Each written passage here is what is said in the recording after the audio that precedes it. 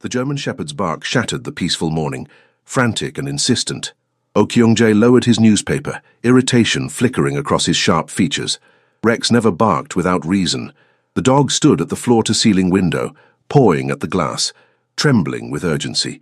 Kyung-jae approached the window overlooking the private garden 20 stories below, and his breath caught. A woman in a wheelchair sat motionless near the fountain, her head slumped forward, one arm dangling lifelessly. Even from this distance he could see the unnatural stillness. Rex's bark grew more desperate. Without thinking, Kyung-jae was moving toward the private elevator. The dog raced ahead. He didn't know her, had never seen her before. But something ancient and undeniable pulled him forward, toward a woman whose arrival would shatter every wall he'd spent 35 years building. Celeste Harper's hands trembled as she gripped the wheels of her chair, propelling herself down the tree-lined street of Manhattan's Upper East Side. The morning sun cast long shadows across the pristine sidewalk. She shouldn't be here. This neighborhood, with its doormen and luxury cars, belonged to a different world, one where people like her were invisible. But desperation pushed people into places they didn't belong. Her phone buzzed. Another text from her landlord. 3 months behind on rent. The eviction notice had been taped to her door yesterday, bright orange and impossible to ignore. 2 weeks to find $3,000, or she'd be on the street. 6 months ago, she'd been walking, running even. She'd had a job she loved as a graphic designer, a comfortable apartment, a life finally coming together. Then came the car accident, the drunk driver, the surgery that saved her life, but left her with nerve damage that made walking impossible.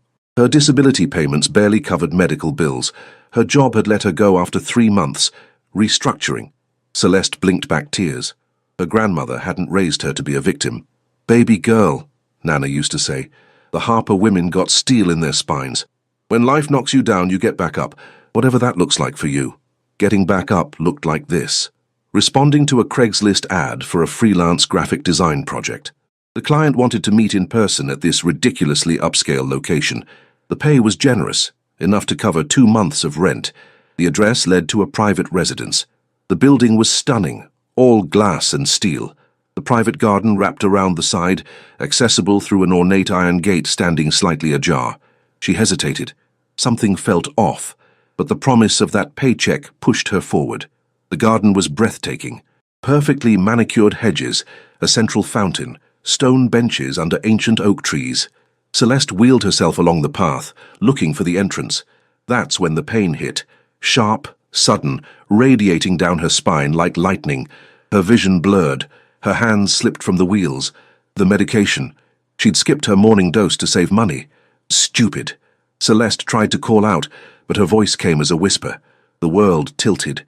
She slumped forward, consciousness slipping away. Kyung-jae lived by 3 rules. Trust no one, show no weakness, maintain control. These principles had kept him alive in a world where mercy was a liability. At 35, he was the youngest boss in the history of the Baek Pa organization, the most powerful Korean crime syndicate on the East Coast. He'd earned his position through ruthless intelligence and an ability to outthink enemies. His reputation preceded him, the man with ice in his veins. Only Rex, his 3-year-old German shepherd, had ever seen him as anything other than cold and calculating. Kyung-jae stepped into the garden, Rex bounding ahead. His trained eyes swept the perimeter first, checking for threats, traps, signs of ambush. But there was only the woman in the wheelchair utterly still. He approached cautiously. Up close, she took his breath away. She was beautiful, not in the manufactured way of women who frequented his clubs. This was something raw and real. Her skin was a rich, warm brown that glowed even in distress. Natural curls framed her face, high cheekbones, full lips slightly parted. Even unconscious, there was strength to her features, a dignity that made her look like royalty despite modest clothing. Rex whined, nudging her dangling hand with his nose. Kyung-jae knelt, his fingers finding her pulse. Steady, but weak. Relief flooded through him, unfamiliar. She was a stranger, none of his concern. He should call an ambulance and walk away. But his hands were already lifting her, cradling her against his chest with surprising gentleness. She weighed almost nothing. Something protective and primal surged through him. "Stay," he commanded Rex, though the dog was already following.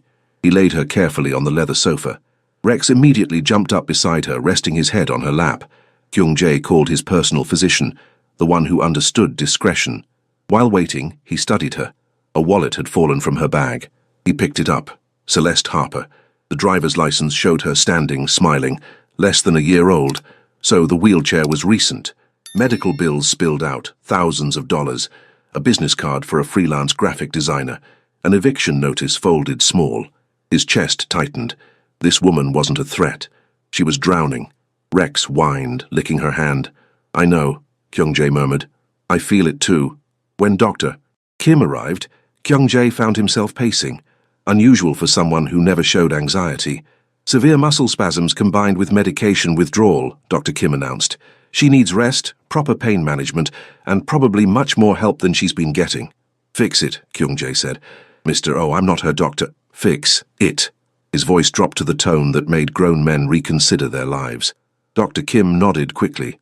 "I'll stabilize her, but she needs proper follow-up care. Bill me for everything. Arrange whatever she needs."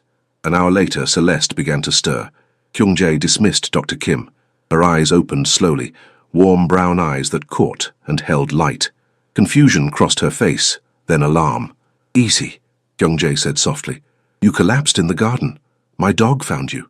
She looked around the penthouse, taking in expensive furnishings, floor-to-ceiling windows with views of Central Park. Then her gaze landed on him, the tailored suit, expensive watch, unmistakable aura of power. "I'm sorry," she said immediately. "I didn't mean to trespass. I had an appointment, and then... God, I'm so embarrassed." "Don't be. You were in pain. I should go." But even as she said it, he could see she was still weak, still hurting. "Your chair is by the door, but I'd prefer you stay until you're stronger." She met his eyes, and something passed between them. Recognition without understanding. "Why are you helping me?" "My dog likes you. He's an excellent judge of character." A small smile tugged at her lips. "What's his name?"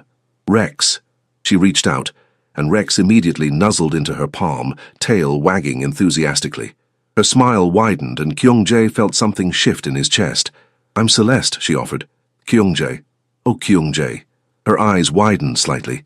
She'd heard the name, the Korean crime boss, but she didn't recoil. She simply processed the information, expression carefully neutral. "Should I be afraid?" she asked quietly. He considered lying, then decided she deserved honesty. "Of me? No, but I live in a world that isn't always kind." She nodded slowly. "I appreciate the honesty. Stay for lunch. Rex would be disappointed if you left." She looked at him for a long moment. Then she smiled. "Just lunch." He nodded, already knowing that lunch would change everything. The lunch stretched into 2 hours. Kyung-jae found himself talking, really talking. Celeste told him about her work, the accident that changed her life, her grandmother who'd raised her with stories of their family's journey from Georgia. "Nana used to say we come from a long line of survivors," she said, stroking Rex's head. "People who built something from nothing. She'd probably love knowing I ended up in a palace." "It's not a palace, just a building with a good view." "Kyung-jae, I can see all of Central Park." He liked how she said his name. He liked her laugh even more, genuine and rich. "Tell me about your family," she said. "My father built our organization from nothing. He came from Korea with $10. He died when I was 25. Heart attack." He paused. "Though in our world nothing is ever that simple." Her hand found his briefly. "I'm sorry. Your parents?" "Gone. Nana raised me. She passed 2 years ago. Cancer. You miss her. Every day." Her voice caught. "She would have told me I'm being reckless, sitting here with a man I don't know. Why doesn't scare you?" She considered the question. "Because Rex trusts you. Because you carried me inside when you could have just called 911. Because I've gotten pretty good at reading people. You're dangerous, Kyung-jae, but not to me." Her perception unsettled him. His phone buzzed. Territory dispute requiring attention. "I have to take care of something," he said reluctantly. She nodded. "I should go anyway." "Stay?" The word came sharply. "I mean, you're still recovering. Give yourself another hour. Rex will keep you company." "Please." A word he rarely used. "I'll be back in 2 hours. Just stay." Something in his voice convinced her. 2 hours. "I need a graphic designer," he said suddenly. She blinked. "What?" "Several of my legitimate businesses need rebranding. It's a 6-month project. 30,000 for the full contract, with flexibility for remote work." Her mouth opened. $30,000. You're a professional. That's the market rate. It was actually triple the market rate. Kyung-jae, you don't even know my work. I saw your portfolio website. You're talented. He had actually looked. Think about it while I'm gone. He left before she could argue, Rex staying behind. The business was a meeting with Min Seo Park, leader of a smaller Korean gang encroaching on Baek Pa territory. Min Seo was old school. 60, scarred face, traditional tattoos visible at his collar. He looked at Kyung-jae with contempt. "What do you want, boy?" Min Seo said in Korean. Kyung-jae smiled coldly. "I want you to stop selling drugs in my territory. I want you to pull back to your original boundaries, and I want you to understand that my patience has limits. Your father would be ashamed. My father understood that power without action is meaningless." Kyung-jae leaned forward. "Pull back, pay restitution, and we maintain peace, or what?" In one smooth motion, Kyung-jae drew his gun and placed it on the table. Not aimed, just present. "Your pride or your life, Min Seo. Choose wisely." Fear flickered in the older man's eyes. "1 week," Kyung-jae continued conversationally. "Pull your people back or I'll make the choice for you." He stood, holstering his weapon. "Enjoy the meal." When Kyung-jae returned, he found Celeste asleep on the sofa, Rex at her feet. She'd pulled a blanket over herself. His chef had fed her well. Empty dishes sat on the table and she'd written a note. "Thank you for the amazing food.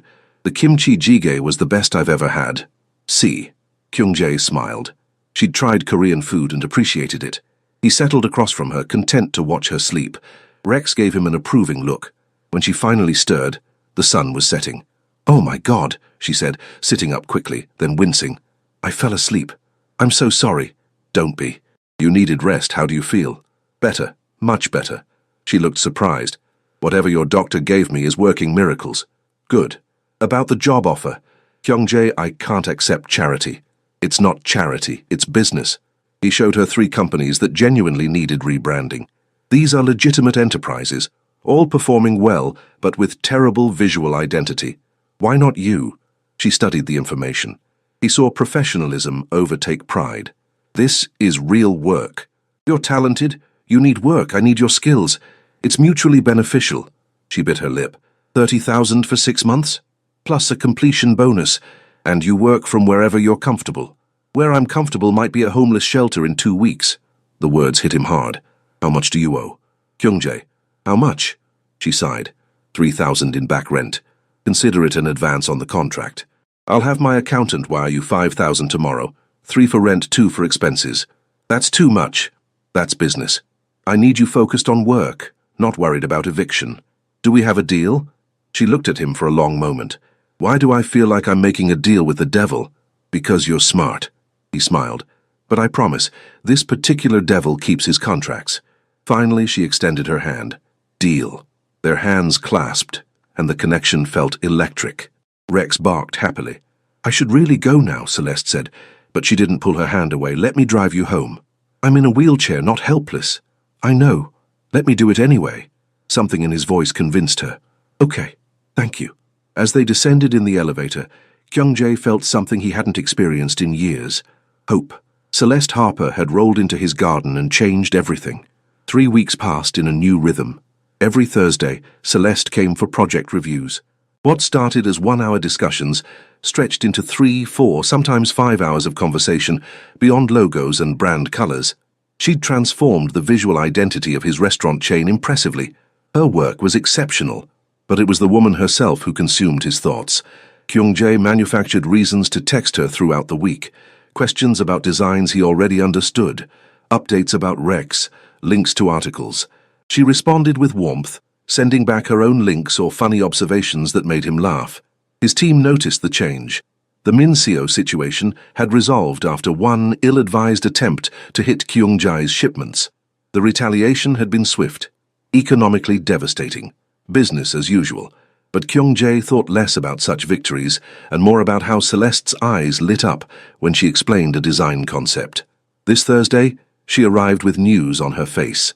"You look happy," he observed as Rex greeted her enthusiastically. "I found a new apartment," she said, smiling brilliantly. "Thanks to the advance and my first payment, I could afford a place with real accessibility. It's in Brooklyn near Prospect Park, and it's perfect." Pride swelled in his chest. "When do you move?" "This weekend. I'm actually excited. First time in months. Show me the designs first, then tell me about this apartment." They settled into their usual positions. She presented her work, and he listened, genuinely impressed. "This is incredible," he said. The rebrand for the real estate company especially. It changes the entire perception. That's the goal. She closed the laptop. Though, working for you is different than any other client. Different how?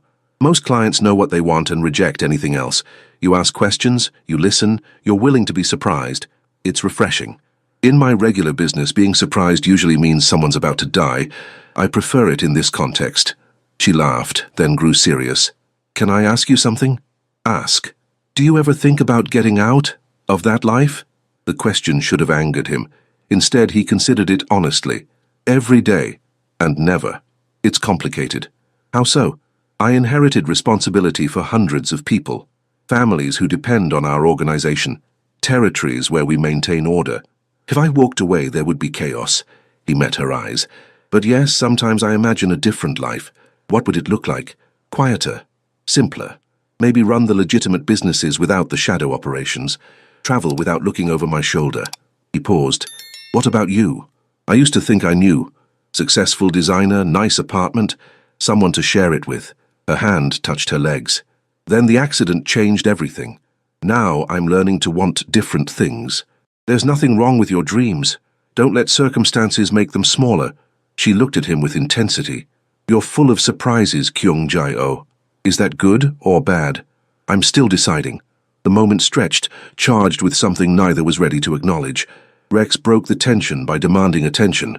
Jealous dog, Celeste laughed. Kyung-jae's phone buzzed. New problem. Client meeting in 30 minutes. He swore softly in Korean. You have to go, Celeste said.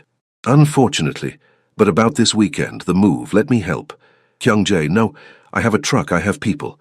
You hiring movers you can't afford when I have resources sitting idle is illogical. This is starting to feel like more than a business relationship. Maybe it is. The words hung in the air. Would that be so terrible? She studied him. I don't know yet. Your world is dangerous. I would never let that danger touch you. You can't promise that. She was right. But the protective instinct refused to acknowledge reality. Saturday morning, let me help as a friend. Is that what we are? Friends? I'd like to think so, wouldn't you?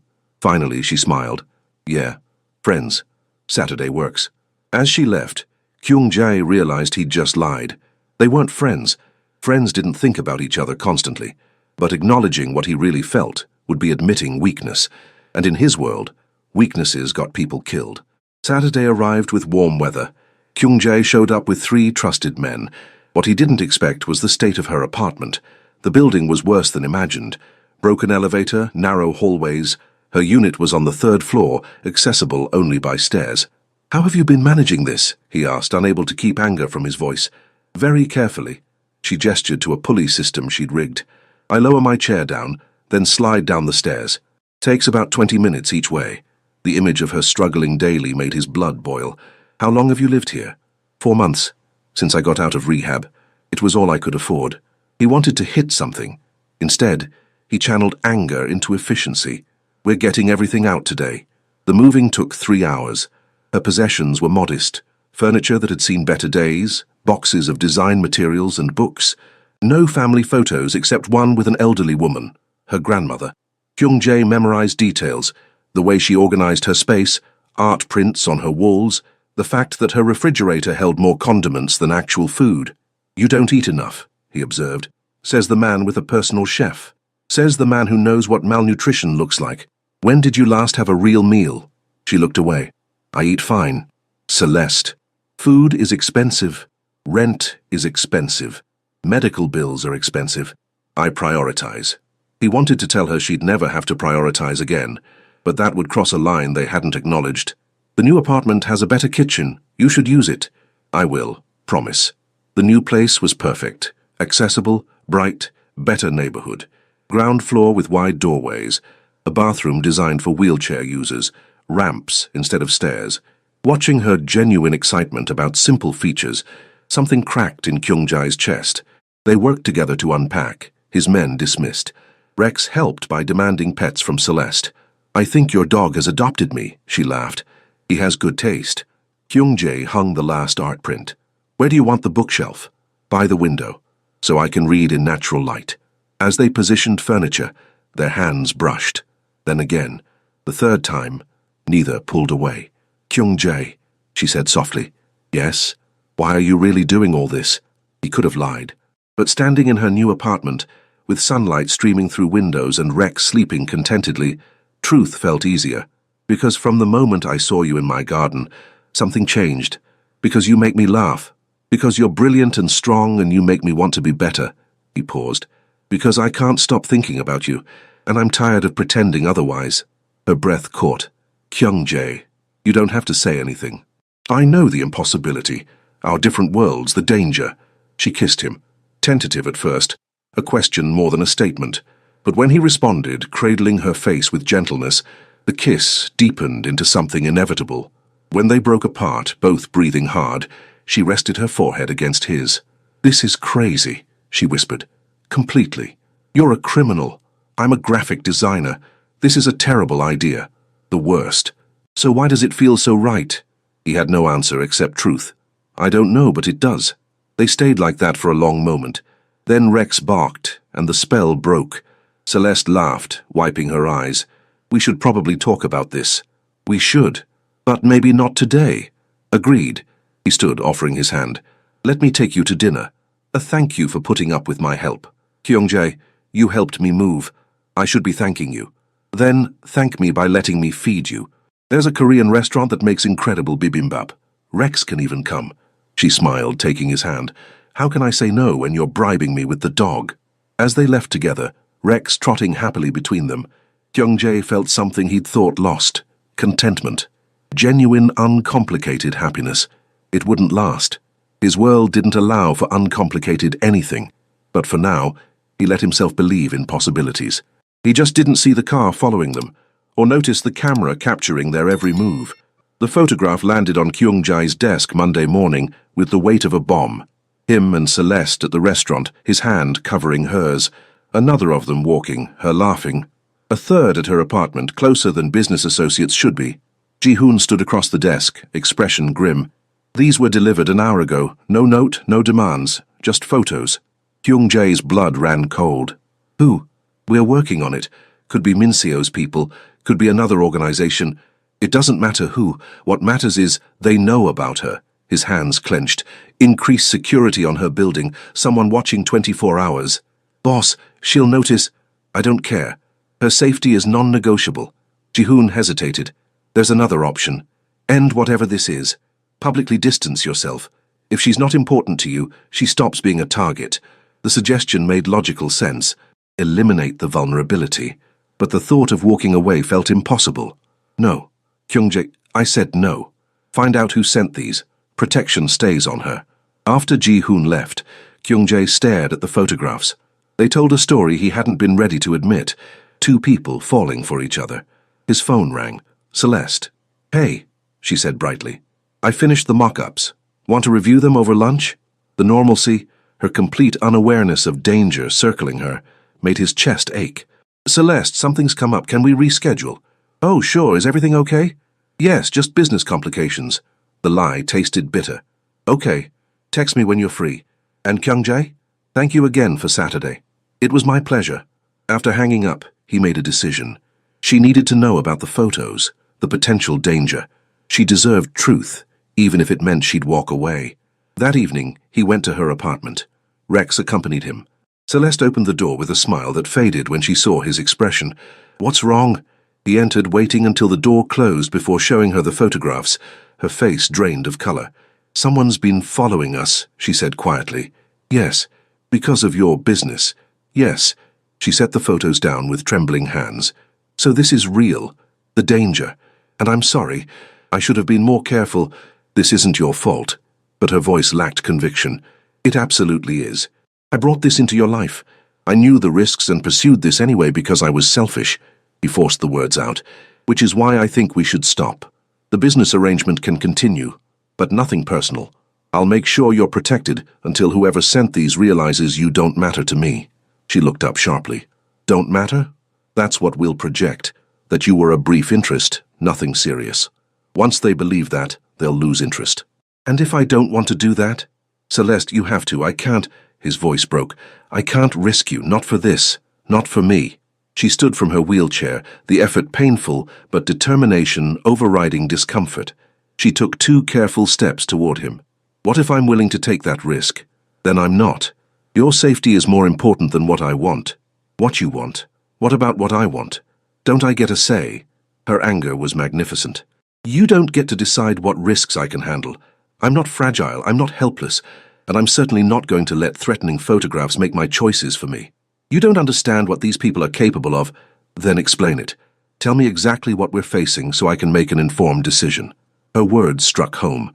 He was afraid, terrified in a way he'd never been facing down enemies, because those threats were to him. This threat was to her. They'll use you against me, he said quietly. They'll threaten you to control me, or worse, they'll hurt you to send a message. I've seen it happen, Celeste. I've been the one sending those messages. I know exactly how ruthless this world is. And you think walking away will protect me? What if they don't believe it? What if they hurt me anyway? She moved closer. At least if we're together, you can actually protect me. If we pretend this meant nothing, I'm vulnerable with no one watching my back. She had a point. I can't lose you, he said, the confession raw. Then don't push me away. Her hand found his face. We'll be careful, we'll be smart, but we don't let fear win. Okay? He wanted to argue, but looking into her eyes, seeing her strength and determination, he realized she understood perfectly. She was choosing him anyway. Okay, he whispered, then pulled her close, kissing her with desperation. When they broke apart, Rex was wagging his tail enthusiastically. Even the dog agrees, Celeste said, laughing through tears. The dog is clearly smarter than both of us. They settled on the couch, Rex jumping between them. So what now? She asked. Now we're careful. You get security. We vary your routines. You let me know immediately if anything seems off. He pulled out his phone. And I find out who sent these photos and make sure they understand you're off limits. How will you do that? Better you don't know the details. She frowned. Kyung-jae, I need to know what I'm part of. No more protecting me from the truth. He considered, then nodded. Fair. I'll have my people investigate who's been following us. Once we identify them, I'll make contact. There will be a conversation about boundaries and consequences. If they're smart, they'll back off. If they're not, he trailed off. If they're not, then I'll do what's necessary to keep you safe. And Celeste, in my world, necessary can mean things you might not be comfortable with. Will you kill them? The direct question surprised him. If I have to, yes. If there's another way to neutralize the threat, I'll take it. But I won't let someone hurt you because I was squeamish about protecting what's mine. What's yours? She repeated softly. Is that what I am? He met her eyes. If you want to be. I know it's fast. I know it's complicated, but yes, you're mine. If you'll have me. She was quiet for a long moment. Then, I'm yours. God help me, but I'm yours. The kiss that followed was different. Not tentative or questioning, but claiming and certain. Stay tonight, she said. I don't want to be alone. I'll stay as long as you want. They didn't make love that night, both sensing it was too soon, but they fell asleep together on her couch, Rex at their feet, and for Kyung-jae it was the best rest he'd had in years. When he woke to find her still in his arms, safe and peaceful, he made a silent vow. Whatever it took, whoever he had to fight, he would keep her safe. She was his now. And Oh Kyung-jae protected what was his with everything he had. The answer came 3 days later. Not Min Seo's people or a rival organization, but a federal investigation. The FBI had been building a case against Kyung-jae for months, and they'd seen his relationship with Celeste as potential leverage. Ji-hoon delivered the news with frustration. They want you to know they're watching, that they can get to people you care about. Then we make sure they can't. Kyung-jae's mind was already working through scenarios. Increase security, but make it invisible. Too late, the photos prove she matters. Then we control the narrative. She's a contractor, nothing more. But even his strategic brilliance couldn't predict what happened next. Celeste's ex-fiancé, the man who'd left her after the accident, reappeared, wanting her back, claiming he'd made a mistake, and carrying information about Kyung-jae that could destroy everything. Marcus Washington showed up at Celeste's apartment Thursday evening, his timing perfectly calculated. Celeste called within minutes, voice shaking. He's here. Marcus is here. I'm on my way. Kyung-jae was already moving. Don't let him in. Too late. I already did. I thought... Her voice broke. I thought he just wanted to talk. 15 minutes later, Kyung-jae arrived to find Marcus sitting in Celeste's living room like he belonged there. Handsome in a conventional way, tall, athletic, expensive suit, the kind of man who looked good on paper, and he was looking at Celeste like she was property he'd temporarily misplaced. You must be the new boyfriend, Marcus said, tone dripping condescension.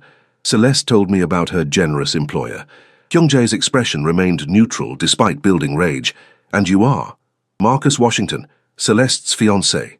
Ex-fiancé, Celeste corrected sharply, who left me in the hospital and hasn't spoken to me in 6 months. A mistake I'm here to correct. Marcus stood, moving toward her. Baby, I was wrong. I was scared and stupid, and I've regretted it every day. But I'm here now, and I want to make it right.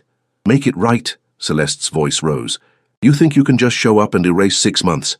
People make mistakes. I'm asking for forgiveness, and I'm asking you to leave. Marcus's expression hardened. Not until we talk. Privately. He glanced at Kyungjae. Without your employer present. Anything you have to say, you can say in front of Kyungjae. Fine. Marcus pulled out his phone, showing them documents. Then let's talk about who your boyfriend really is. The criminal empire he runs. The illegal activities. The federal investigation about to bring him down. Celeste paled. How do you... Because the FBI came to me. Told me everything. Showed me evidence. Marcus's voice turned pleading. Baby, this man is dangerous. He's using you, and when everything falls apart, you'll be caught in the crossfire. Come back to me, let me protect you the right way. Kyungjae had been preparing for this moment, but hearing it laid out so baldly still stung. She's not going anywhere with you, Kyungjae said quietly. That's not your decision. Marcus turned to Celeste. Think about it. You were building a good life before the accident. I can help you get that back. Physical therapy, the best doctors, a real future. What can he offer except danger and lies? For a moment, uncertainty flickered across Celeste's face, and Kyungjae felt his world tilt. Then she spoke, voice clear and strong. He can offer honesty. He can offer presence. He's been here, Marcus. When I was struggling, when I was scared, when I needed help, where were you? I was wrong. You were gone, and now you show up with FBI files and accusations expecting what? That I'll forget everything and come running back? She shook her head. I'm not that woman anymore. The accident changed me, but so did learning to survive without you. I don't need you to rescue me. You need someone without a target on his back. I need someone who sees me. Not the woman I was before, not someone to fix or save, but me as I am now. She reached for Kyungjae's hand, and I found him. Pride and love surged through Kyungjae with intensity. Marcus's expression twisted ugly. You're making a mistake. When the FBI moves in, when his empire crumbles, you'll wish you'd chosen differently. Then that's my mistake to make. Celeste's voice held steel. Now get out of my apartment. Celeste, get out. Marcus looked between them, seeing a battle he'd already lost. When this goes bad, and it will, don't come crying to me. I won't need to. I have someone who will actually be there. She squeezed Kyungjae's hand. Goodbye, Marcus. After he left, silence stretched taut. Kyungjae waited, giving Celeste space. Is it true? She finally asked. The federal investigation? Yes, and they want to use me against you. They want to use everyone I care about. Standard procedure. Will they succeed? Not if I can help it, but Celeste... He turned to face her. Marcus wasn't entirely wrong. Being with me is dangerous. The FBI is the least of it. There are rivals, people who would hurt you to hurt me. I can protect you, but I can't guarantee your safety completely. I know. And you're still choosing this. Choosing me. She pulled him down, kissing him with fierce determination. When they broke apart, her eyes were blazing. I'm choosing us. Whatever that means, whatever comes, I'm choosing us. You're either incredibly brave or incredibly foolish. Probably both. She smiled through tears. But I meant what I said. You see me. Not the disability, not the struggling designer, not someone to be pitied. You see me, and that's worth fighting for. Kyungjae pulled her close. You're the bravest person I've ever met. Says the man who faces down criminals for a living. That's not courage. That's necessity. He pulled back to meet her eyes. You? You're choosing danger when you could choose safety. That's real courage. They stayed like that. Rex, sensing the emotion, pushed between them, making them both laugh. What happens now? Celeste asked. Now I deal with the FBI situation. And with Marcus, he won't stop trying to save you. Let him try. I made my choice. Celeste, you should know if this goes bad. If the investigation leads to charges, I might not be able to protect you from the fallout. You could be called as a witness, questioned, possibly charged. I understand. Do you? Really? He needed her to grasp the implications. Your life could be turned upside down. Everything you've built could be destroyed. Kyung-jae-oh. She cupped his face. I'm already in too deep. I fell for you the moment you carried me into your penthouse, with such gentle care while trying to look tough and untouchable. I'm not walking away because things got complicated. I'm staying because you're worth it. Something inside him broke and reformed, the last of his walls crumbling. I love you, he said, the words escaping before he could stop them. I know it's fast. I know it's insane. But I love you, and I will do everything in my power to keep you safe and happy. I love you too. She kissed him again. Now what's our move? The fact that she said our instead of your settled something deep. We build a case against the case. We find leverage. His mind was already working. And we make sure everyone knows you're off limits. Over the next weeks, they executed their plan.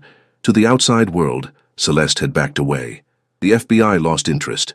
Marcus crowed about winning her back, though Celeste never actually agreed. Meanwhile, Kyung-jae spent every night at her apartment, entering through carefully monitored routes. They cooked together, watched movies, made love with intensity, born of secrecy and danger. Rex became a permanent fixture. I like this, she said one evening, nestled against him. I know we can't do it forever, but there's something nice about having you all to myself. Just us, he echoed, but they both knew it couldn't last. When Celeste's design work attracted major attention, a tech company offered her a high-profile rebrand. The exposure would be incredible for her career. The problem? It would put her back in the public eye. You have to take it, Kyung-jae insisted, and risk everything. Your career is more important than hiding, we'll figure it out. Together? Together. She took the job. Within a week, a columnist noticed she was still doing work for Kyung-jae's companies. Questions arose. Rumors started. The FBI renewed interest. Everything began crumbling. The confrontation came at an art gallery opening, a public event Celeste attended for her client. Kyung-jae had stayed away, but when he got word that Marcus was there, cornering her with federal agents watching, he couldn't stay away. He entered through the back. The gallery was packed. Celeste stood near the center, Marcus's hand on her shoulder possessively. Their eyes met across the room, and the connection was electric. Marcus followed her gaze, expression darkening. He said something that made her flinch. Kyung-jae was moving, crossing the gallery. The crowd parted instinctively. Take your hand off her, he said quietly when he reached them. Excuse me? Marcus's smile was ugly. I'm having a conversation with my girlfriend. I'm not your girlfriend, Celeste interrupted. We've been together for 3 weeks. We've had coffee 3 times, and I've made it clear we're not getting back together. Her voice carried, drawing attention. You've been telling people we're dating, but that's not true. Celeste, don't make a scene. Then stop lying about our relationship. She looked at Kyung-jae, decision clear. I tried to do this quietly, tried to protect everyone, but I'm done pretending. Celeste, think... Kyung-jae started, even as his heart soared. I am thinking. I'm thinking that hiding is making everyone think they can control my choices. I'm thinking that being public about who I love is less dangerous than letting people believe I'm available to manipulate. She reached for his hand. I choose you. Publicly, obviously, and permanently. If that makes me a target, then we deal with it together. The gallery had gone silent. Marcus's face contorted. You're choosing a criminal over someone who could give you a real life. I'm choosing someone who treats me like an equal over someone who treats me like a problem to solve.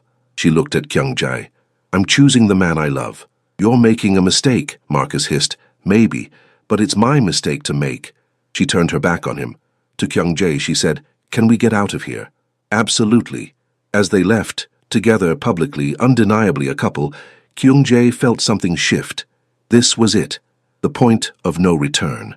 But looking at Celeste's determined expression, he couldn't bring himself to regret it. You know what you just did? He asked as his car pulled up. I know exactly what I did. I claimed you the way you claimed me. She smiled. Now the whole world knows I'm yours and you're mine. You're mine, he said, fierce and possessive, and anyone who tries to change that will regret it. Such a romantic, she teased, but her eyes were serious. What happens now? Now we stop hiding. We hire the best lawyers.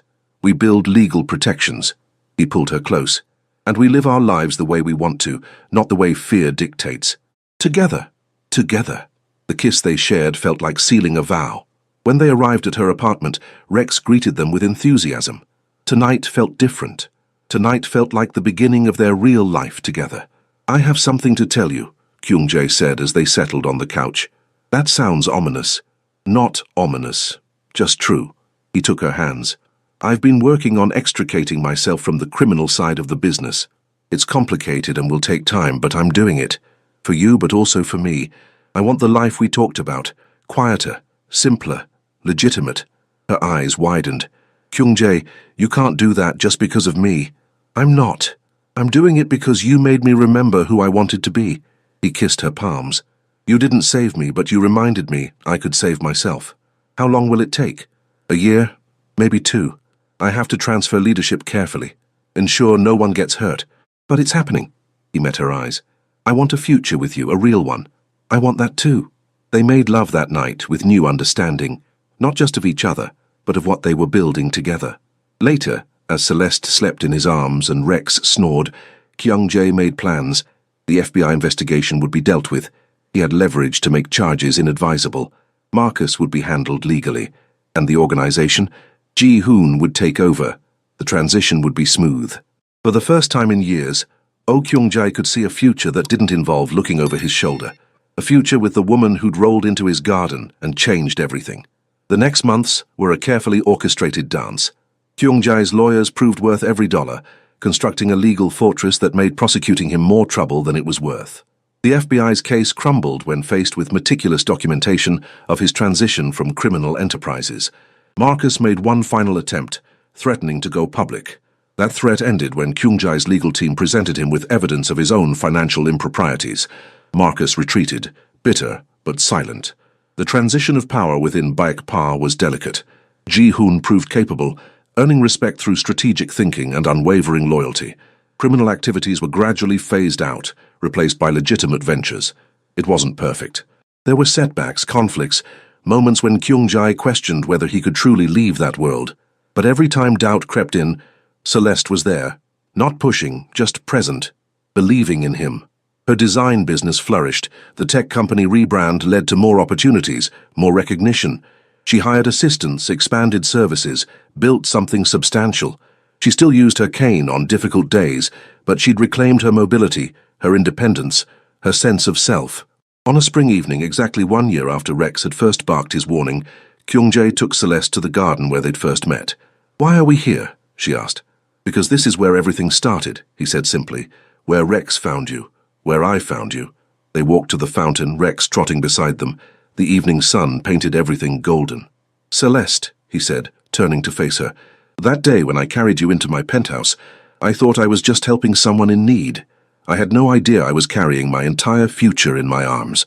Her eyes widened as he knelt, pulling out a small velvet box.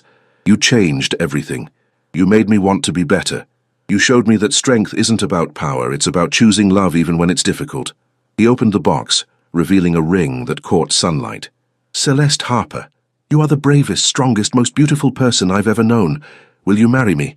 Tears streamed down her face as she nodded. "Yes, 1,000 times yes." The ring slipped onto her finger perfectly. They kissed while Rex barked excitedly. "When?" she asked when they broke apart. "Whenever you want. I just need to know you're mine forever. I've been yours since the beginning. This just makes it official." They stayed in the garden as twilight fell, making plans. Not just the wedding, but the life beyond it. Children maybe, travel, definitely. Growing old together, absolutely. The transition from crime boss to legitimate businessman was nearly complete. The organization that had once trafficked in violence now operated restaurants, real estate, tech startups. Ji-hoon ran operations while Kyung-jae focused on strategy and growth. "I have something to tell you," Celeste said as they walked back. "I've been waiting for the right moment. Tell me now." She smiled, nervous and excited. "I'm pregnant." Kyung-jae stopped, the words taking a moment to register. "You're pregnant. I found out last week. I wanted to be sure before I told you." She searched his face anxiously. "We never really talked about children. If you're not ready—" He pulled her close, kissing her with joy and awe. "I'm ready. God, Celeste, I'm so ready. A family with you, that's everything." Rex seemed to sense the significance, pressing against both of them. That night, as they lay in bed, Kyung-jae placed his hand on Celeste's still flat stomach and marveled. A year ago, he'd been a feared criminal with no future beyond violence. Now he was engaged to the woman he loved, expecting a child, building a legitimate legacy, all because a dog had barked. "What are you thinking?" Celeste asked. That Rex deserves a steak, a really good steak, she laughed. Because he found me. Because he's smarter than both of us combined. He pulled her closer. He knew from the beginning what took me weeks to admit, that you were exactly what I needed. What we both needed, she corrected. You gave me back my life, Kyung-jae. Not by rescuing me. I never needed rescuing. But by seeing me, believing in me, loving me exactly as I am. You were always more. I just had the privilege of witnessing it. They fell asleep, wrapped in each other, Rex at the foot of the bed. Years passed, transforming everything, while keeping what mattered unchanged. Celeste stood at the window of their Westchester home, watching their daughter play in the garden with Rex, older now, greyer, but still devoted. At 5, Maya had her mother's warm brown skin and bright eyes, her father's determination. She was currently teaching the patient dog a new trick, her Korean and English flowing seamlessly. The therapy and surgery had given Celeste back most of her mobility. She still had difficult days, still used her cane occasionally. But she walked, she ran, she chased after their energetic daughter. The accident would always be part of her story, but it no longer defined her. Her design firm employed 20 people with offices in Manhattan and LA. She'd won awards, built something she was incredibly proud of, but the work that mattered most was teaching Maya about her dual heritage, about strength and resilience, about choosing love. Kyung-jae came up behind her, wrapping arms around her waist. Deep thoughts. She leaned into his embrace. Just remembering. Remembering what? The day Rex found me. How impossible this all seemed. And now? Now it feels like it was always meant to be. She turned in his arms. How was the board meeting? Productive. The tech startup is expanding internationally. The restaurant chain is opening locations in Seoul, bringing things full circle. He smiled. All legitimate, all successful. Your father would understand. He would. He built an empire to provide for his family. I'm doing the same, just differently. He kissed her forehead. Speaking of family, I have news. Ji-hoon is stepping down. He's recommending we transition to a fully corporate structure. The end of an era. The beginning of a new one. He pulled her closer.